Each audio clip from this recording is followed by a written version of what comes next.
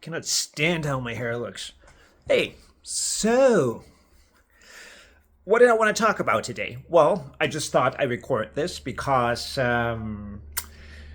it's summertime, the days are getting longer, and if you looked here in my room, then you would see that all the windows are basically shut and curtains are covering every inch of my room. Why is that? Because I cannot stand, and I'm saying stand in the way that I cannot operate with a room that's too bright, where the sun is shining not only right into my eyes, but where the sun is directly shining into all kinds of corners of the room. And why is that? Because if the sun is shining into my eyes, it's not so much that I'm getting a headache, which I will do. No, it's more that I just cannot think. It drives me on.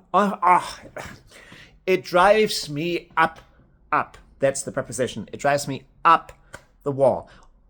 Imagine this. Imagine you have like a little pebble in your shoe and you have to walk around with that pebble and you try to ignore it, but you really can't. And at one point, you can't even think about anything but that annoying pebble in my shoe. Now, this is what it feels like for me if there is a room that's too bright where the lighting is just in my face.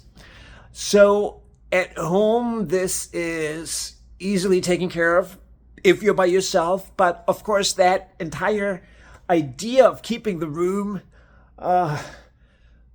away from the sun falls entirely apart once there are other people around, because nobody gets you, nobody understands you, right? Whether it's a family member, a friend, or a neighbor, the first thing they do is they come into your room and they look around like you're absolutely insane. Right? I get it. It's summertime. You know, we had a long, rough, cold winter, and people are really looking forward to being out in the sun. And they will say something like, but hey, you need the sun. We all need the sun. You need your vitamin D. Okay, smart aleck, Dr. So-and-so. I know that.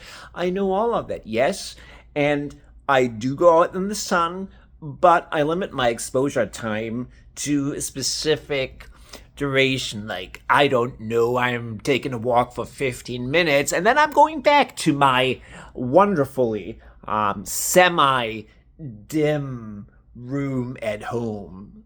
And also, we're just talking about at home, right? Now let's talk about when you're out in public. Let's talk about when you're at work. You have a meeting with your colleagues and you sit down at the table and the sun is shining outside. You are feeling okay because the window's not very large and there's enough light in the room for everybody to comfortably read and see everybody else across the conference table.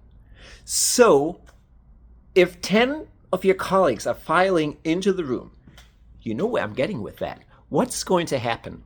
It might not be the first person, it might not be the fifth, but you can be sure that at one point, 1 out of the 10 people will immediately turn all the frickin' fluorescent lights on. And it's not only me that's going, everybody's going, for a second. Does that make the person reconsider and turning the light switch back off? No, because we're so conditioned to just flick on the light switch when we're entering into a room. Number one, energy saver, even if you don't care one bit about autistic people. So people, please, if you see a person that in your mind behaves a little bit strangely, sits in a room that you think is way too dark, that person is not repressed. There's nothing wrong with it. And perhaps you should ask whether you should keep the lights off or not. I know it's difficult, but I encourage you to think about these things. Let's save some energy and let's make one little autistic person happy. And that was all today. I think I'm going to go on the porch. It's safe to be out in the sun for maybe 5 minutes. Take care. Bye-bye now. Ciao.